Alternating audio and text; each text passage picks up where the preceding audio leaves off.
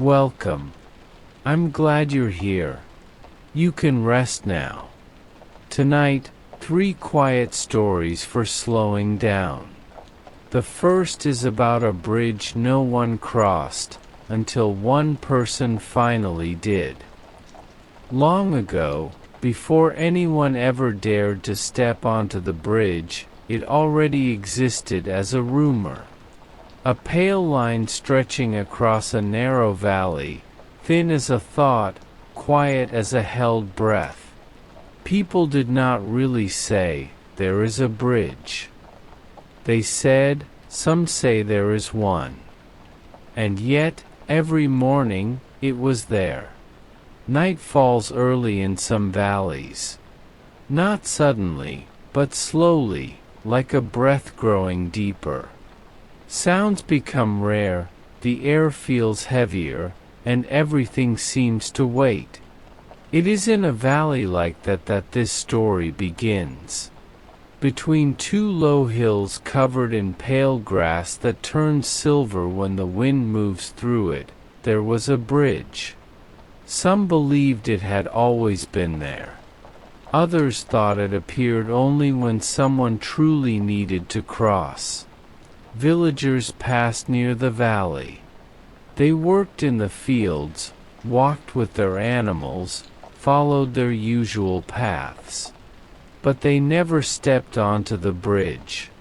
When they saw it, something changed without them thinking about it. Their steps slowed. Their voices grew softer. Their eyes turned away too quickly. It was not fear. It was the feeling that they were not invited. At first, children asked about it. The answers were always the same, that the bridge was old, that it was strange, and that it was better not to think about it too much. So, little by little, the questions stopped. All of them, except in one boy. His name was Aaron. He lived at the edge of the village, in a small house where the morning light always arrived first. Every day, he walked a long road to a distant spring to bring back water. That road passed close enough to the valley for the bridge to stay in his sight. Aaron did not look at it like the others did. He did not avoid it, and he did not stare. He simply let it be there. He noticed simple things. The bridge's shadow never fell in the same place 2 days in a row. Some mornings it looked solid, almost heavy. Other days, it seemed so light that a breath could pass through it. Even in winter, the air around it felt a little warmer. He never spoke about these things. He kept them quietly, like thoughts that do not need words. Sometimes, he brought a small notebook. He never wrote about the bridge directly, but the words on those pages curved differently on days when the bridge shimmered or seemed to hum softly. He would sit under a tree and sketch birds, roots, or the way the grass bent. But always, somewhere in the margins, the bridge appeared, barely suggested, half erased. One morning, fog covered the valley. The silver grass disappeared. The hills faded. Only the bridge remained, floating in the white air. Aaron stopped walking. That day, the bridge did not feel close only in front of him. It felt close inside him. He did not tell himself that he would go to it. His steps changed direction on their own. The ground was silent under his feet. When he reached the start of the bridge, he stopped again. Up close, it was not wood, and it was not stone. It looked like tired light that had learned to stay still. He placed one foot on it. Nothing happened. The bridge did not shake. It simply held him. so he stepped fully onto it. The fog closed behind him. The valley, the village, the hills disappeared. There was only the bridge and the slow sound of his breathing. As he walked, images rose in him. Not like memories he called, but like things that came on their own. He saw himself as a child near the river. He saw his mother's face before tiredness stayed there. He recognized moments he had forgotten, and others he had never understood. The bridge did not show him pain. It showed him meaning. Each step felt like understanding without words. A fox crossed the bridge in the opposite direction. Its paws made no sound. Its eyes met his, and in them he saw not fear, but a kind of question, as if asking whether he would keep going. He did. Then the fog began to lift. Another land appeared ahead. The grass there was darker. The air was slow, almost still. When he stepped off the bridge, he turned back. It was gone before him. There were no houses, no roads, only trees, water, and wide sky. The silence was not empty. It felt full, like something waiting. He did not know what this place was, but it knew him. As he walked, things bent slightly toward him, leaves, light, even shadows, as though recognizing his shape. Aaron walked forward without fear. At first, he met no one. Only paths that seemed to appear when he needed them. The wind there was soft and constant, as if the land breathed around him. Time did not move the same way there. Sometimes days passed like hours. Sometimes an hour felt long. He lost count, but he did not worry. He rested beside rivers with no names. He listened to birds whose calls echoed more than once, as if the forest replied. At night, he dreamed of the village. The dreams were not heavy or sad. He knew, without worry, that he would return, and that when he did, the world would still be whole. When he saw the bridge again, it appeared softly, as before. He crossed it without hesitation. The fog felt almost familiar. On the other side, the silver grass moved in the wind. The village was there, unchanged. But Aaron was not. He spoke little of what he had seen. He did not need to. People felt it in other ways. In the calm of his eyes. In his voice that never rushed. In the way he listened. He still went to the spring each morning. But now he lingered near the valley. Not to return. Just to be near the stillness of it. One day, someone followed him. A girl whose silence reminded him of his own. She watched him step onto the bridge. And for the first time since anyone could remember, someone stepped on it after him. From that day on, the bridge was no longer only a rumor. It became a path. But even so, most still waited. Most still said, "Some say there is one." And yet, every morning, it was there. Next story is about a place that appears only when someone is too tired to go on. A house that never closes its doors, and what it gives without ever asking.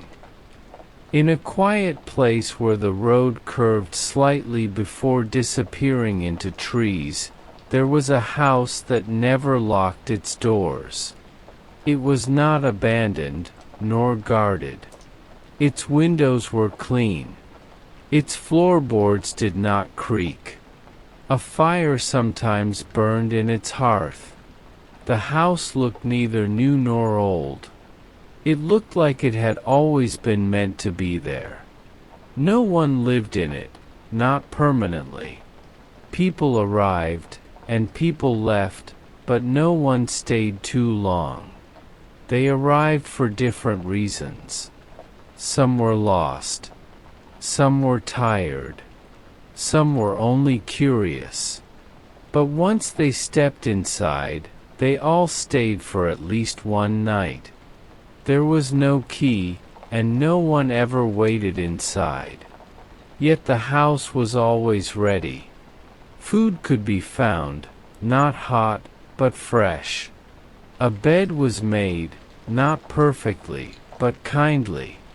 The water ran warm, the books were in languages the reader understood, and the silence was full, not empty. No one ever saw who prepared the house. Some thought it prepared itself. Others thought someone came when it was empty, quietly, like a caretaker who asked for no thanks. The rules were simple: stay as long as you need, leave when you're ready. Do not take anything with you except rest. People respected the rules. One night, a woman named Mara arrived. She did not plan to. She had taken a road that was not on her map, or maybe she had followed one that disappeared too soon. The trees opened around her, and there was the house. It looked calm. Not inviting, but waiting. She stepped inside. The light inside was soft. Nothing smelled of dust. The windows were clean, but not too clean. As if the house wanted to be seen through, but not examined. She stayed one night, then another. Not because she chose to, but because staying felt easier than leaving. Each morning she thought, I'll go after breakfast. Each evening she thought, I'll go at first light. But she did not. She was not becoming the owner of the house. She was simply part of it for a while. She swept the floor without being asked. She opened the windows when the air felt thick. She left fresh water by the door. Sometimes, someone else arrived. A man with heavy eyes. A girl with a cracked voice. An old couple who did not speak. Mara did not speak much either. The house made talking unnecessary. It carried the weight, so no one had to. The visitors came and left. Mara stayed. She stopped thinking about how long it had been. The days were all full of small, quiet things. She did not feel stuck. She felt held. Over time, she began to notice how the silence shifted. There were days when the silence was heavier, and others when it was thinner, almost restless. When no guests were present, she sometimes heard a soft sound, like footsteps not hers, like someone walking just one room away. She never looked. The sound was not threatening. It was just part of the house. She began writing again. She had not written for years. Nothing long. Just fragments. Sentences that came without effort. She left the pages on a small table by the fire. In the morning, the pages were still there, but the last sentence was always gone, as if taken. Or maybe finished elsewhere. One evening, as rain tapped gently on the windows, a child arrived alone. Mara didn't ask questions. The child didn't speak. They simply sat close to the fire. Mara gave them a blanket and a bowl of broth. The child slept near the warmth, and in the morning, they were gone. But the next day, where the blanket had been folded, Mara found a drawing. A simple house, with open doors. The same house, she smiled. For the first time, she felt the house smiling back. More time passed. Sometimes, she walked outside, just a little farther into the woods. She found a path that hadn't been there before. Or maybe she had never noticed it. The path curved gently and disappeared into trees, the way the road had when she arrived. One night, she woke and found the house colder than before. Not in temperature, but in presence. She walked through each room. Nothing had changed. But everything felt ready. As if the house was waiting for her to leave. She did not feel pushed. Only guided. She dressed. Packed only what she had arrived with. She opened the door.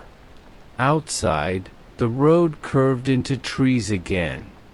The sky was still dark, but the air felt light. She walked. The house remained behind her, as silent as ever. She did not look back. Mara did not forget the house. She did not speak of it often, but she never locked her door again. Sometimes, she would leave her porch light on longer than needed. She would place water just outside, or bread that stayed warm longer than expected. She never knew who took it, but she liked to think that someone did. And that, somewhere, another house waited for them too. Last story is about a city that sleeps, and a stranger who walks while others dream. It is about watching without being seen, and guarding something that cannot be touched. The city lay between a river and a long line of dark hills. By day, it was only a place where people passed, worked, spoke, and hurried without thinking much about where they were. Streets crossed, buildings stood close to one another, and windows opened and closed like quiet breaths. But at night, the city became something else. When evening settled, sounds slowly thinned. Shops closed, voices faded, and lights dimmed one by one, not together, but gently, as if the city were learning how to rest. By midnight, what remained was a deep calm, made of distant hums, soft lamps, and the quiet weight of sleep. It was in that calm that he walked. Every night, when the city closed its eyes, a stranger moved through its streets. No one knew his name, and no one could hold his face in memory. If someone tried to describe him, the image slipped away, like a dream that refuses to stay. He moved quietly, not like a shadow, but like a thought passing through sleep. He walked beneath streetlights that hummed softly, past windows that still glowed with the last traces of life.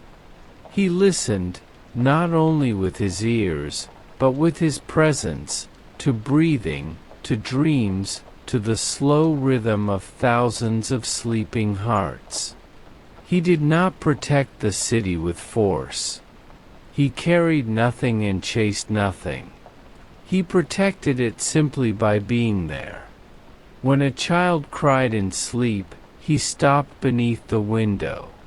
When fear curled through a dark alley, he walked into it. When loneliness pressed heavily inside a silent room, he stayed nearby. He did not enter houses or touch anyone. He only stayed near, just close enough for his presence to be felt. No one woke to see him, but many woke feeling safe without knowing why. Some mornings, people noticed small changes.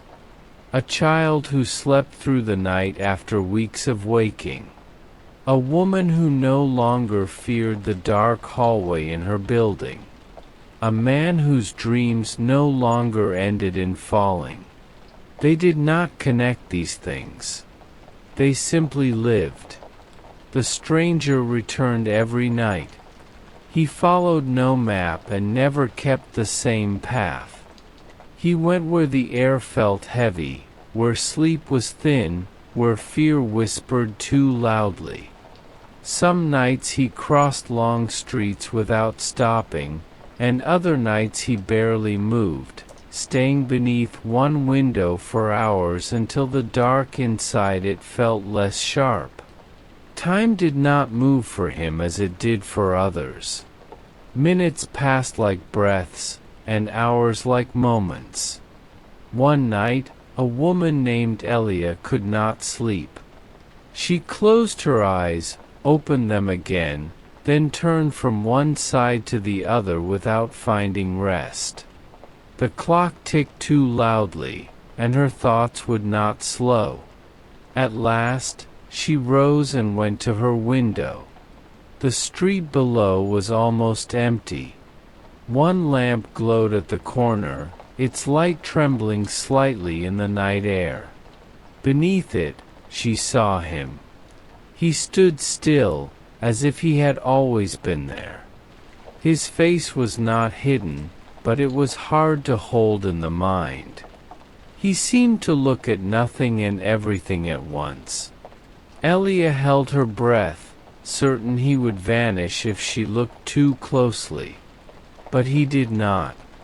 Slowly, he lifted his head, and their eyes met. He did not smile or speak.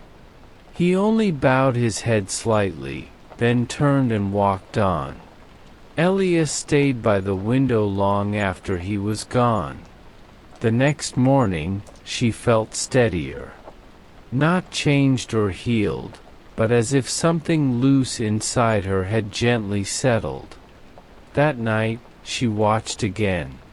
Sometimes she saw him, sometimes she did not, but even when she could not see him, she felt him, like calm moving through the dark. At first, she told herself it meant nothing. A man walking at night was not a mystery. But Elia was a journalist, and journalists notice when things do not fit. She began to take notes, quietly, without drama. The hour she thought she saw him, the street, the way the air felt when he passed. She asked people careful questions without naming him. Most said no. A few hesitated, then spoke of a feeling, not a person, a calm near their window, a night when fear had suddenly left. Elia wrote it all down. She began to walk at night, first near her building, then farther, following the quiet parts of the city where light grew thin and sound faded. Sometimes she saw him, always at a distance and never for long. Each time she tried to follow, but when she reached the place where she had last seen him, he was already gone.